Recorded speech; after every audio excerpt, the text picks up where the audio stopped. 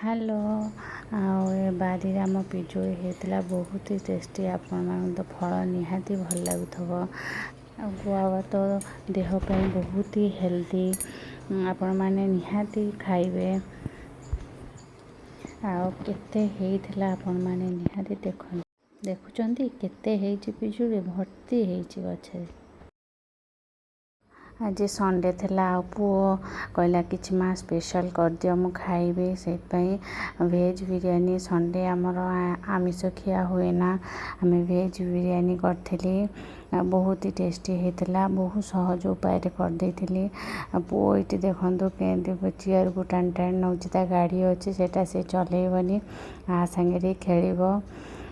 ଚାଲ ଆମ ପିଆଜ ସବୁ ଷ୍ଟାର୍ଟ କରିବା। ପିଆଜ କାଟି ଦେଇଛି, କାଜୁ କିସମିସ୍, ଅଦା ରସୁଣ, ତେଜପତ୍ର, କାଠ ମସଲା ଆଉ ଲଙ୍କା ସବୁ ନେଇଯାଇଛି। ତାପରେ ଚାଉଳ ମୁଁ 2 କପ୍ ଖଣ୍ଡେ ପକାଇଛି। ପ୍ରେସରରେ ଭାତ ଫାଷ୍ଟ ଅଧା ସିଝା କରିଦେବା। ମୁଁ ଅଳ୍ପ ସିଟି ଦେଇଥିଲି। ମୁଁ ତ ସେ ଗ୍ଲାସ୍ ମାପିକି ପାଣି ଦେଇଥିଲି, ଆପଣ ସେ ଗ୍ଲାସ୍ ମାପିଦେବେ। ମୁଁ ଆଳୁ ପ୍ରେସରରେ ଦେଇଦେଲି, ତାହେଲେ କଷିବାକୁ ଶୀଘ୍ର ହେବ। ଆଉ ଗୋଟାଏ ବାଜି ଯାଇଥିଲା ରୋଷେଇ କରିବାକୁ। ପିଆଜ ଅଳ୍ପ କିଛି ବାଟିଦେବି, ରସୁଣ, କଞ୍ଚାଲଙ୍କା, ଅଦା ଆଉ ତେଜପତ୍ର, କାଠ ମସଲା ଟିକେ ଦେଇଦେବି। ଦେଇ ତାକୁ ବାଟି ଦେଇକରି ବହୁତ ଟେଷ୍ଟି ହେବ। କାଜୁ 2ଟା ପକାଇ ଦେଇଛି, ଗ୍ରାଇଣ୍ଡିଙ୍ଗ କରିସାରିଲିଣି। ଏବେ ପ୍ରେସର ଭାତଟା ହେଇଗଲାଣି। ମୋ ପୁଅ ଏଇଠି ଡାକୁଛି ମାମା ନେଇନି। ପ୍ରେସର ହେଇଗଲାଣି। ତାପରେ ତାକୁ ଦେଖନ୍ତୁ ଭାତଟା ବଢ଼ିଆ ସେ ଫୁଲି ଯାଇଛି। ଏବେ ଚାଲ ମସଲା କଷିଦେବା। ମୁଁ ପ୍ୟାନ୍ରେ ଅଏଲ୍ ଟିକେ ନେଇଯାଇଛି। ତାପରେ ତା ଦେହରେ କାଠ ମସଲା, ଚିନି ଟିକେ ପକାଇଦେବି କଲର୍ ପାଇଁ। ଆଉ ହଁ, ସବୁ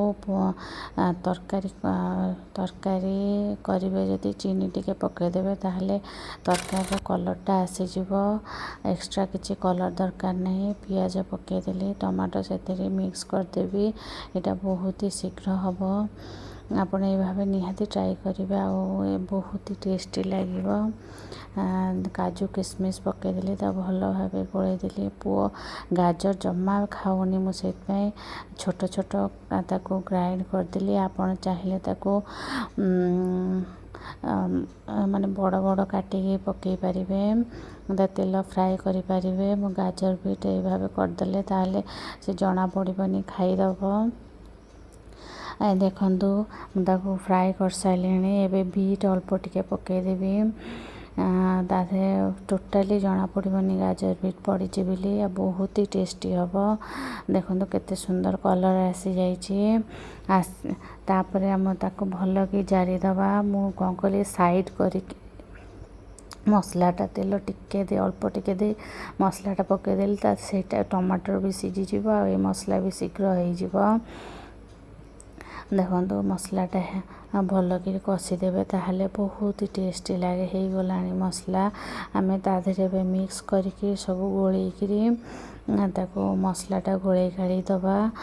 ଆଉ ଆପଣ ଚାହିଁଲେ ପିଆଜଟା କାଢ଼ି ରଖିକିରି ତାକୁ ଆଉ ଥରେ ସେ ରାଇସ୍ରେ ଦେଇପାରିବେ, ଅଲଗା କିଛି କାଟିକିରି। ମୁଁ ସେମିତି କରିଦେଇଥିଲି, କାହିଁକି ଆମେ 2 ଜଣ ଖାଇବୁ, ବେଶୀ କେହି ନଥିଲେ। ଧନିଆ ଗୁଣ୍ଡ ପକାଇଥିଲି, ଲଙ୍କା ଗୁଣ୍ଡ ମୁଁ ତ ପକାଇନି, ବାଟି ଦେଇଥିଲି, ହଳଦୀ ଗୁଣ୍ଡ। ତାପରେ ଆମେ ଜିରା ପାଉଡ଼ର ଟିକେ ପକାଇଦେବା। ସରି ସ୍କିପ୍ କରିଯାଇଥିଲି। ତା ମେଥିପତ୍ର, ଲୁଣ ମୁଁ ସବୁ ପକାଇ ଦେଇଥିଲି। ସବୁ ପକାଇ ସାରି ଲୁଣ ଟିକେ ପକାଇଦେଲି।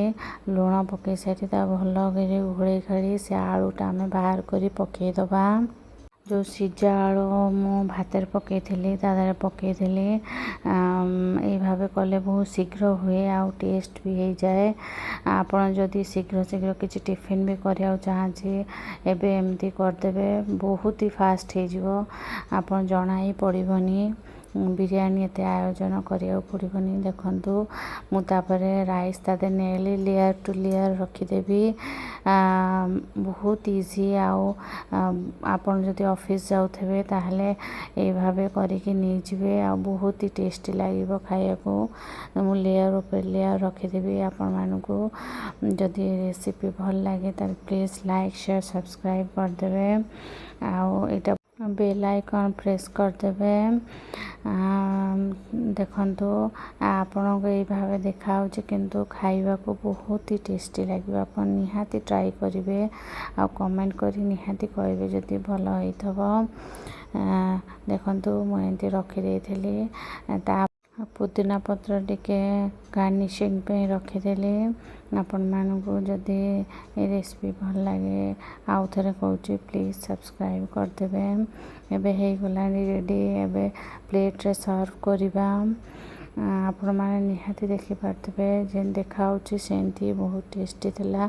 आ मो दही संगे सर्व करथेली। देखंतु केते कलरफुल देखा जाउची। आ कलरफुल तो पिला माने खाए बहुत ही भल पांती। एबे प्लेट रे सर्व करिबे। मो पुओ खाइबो दही टिके आ बिरयानी। से भी कहितला बहुत ही मामा बहुत टेस्टी होची। आपण माने कहले मो नुआ नुआ आ बहुत इजी सिंपल वे रे बहुत फास्ट रेसिपी आनी के आसीबे। आपण माने निहाती कमेंट करिवे। Thank you.